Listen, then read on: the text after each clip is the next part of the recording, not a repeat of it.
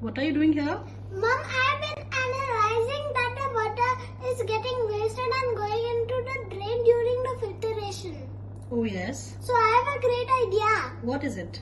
Why can't we store all this water into this bowl? Shivani, during my research, I found out that over 2 billion people live in countries where water supply is inadequate. Well, my friends were talking about research and analysis skills to the global challenge, water crisis. Do you want to know more about global perspective skills and global challenges? Join our Grade 1 Assembly on Global Perspectives this Thursday, 20th of January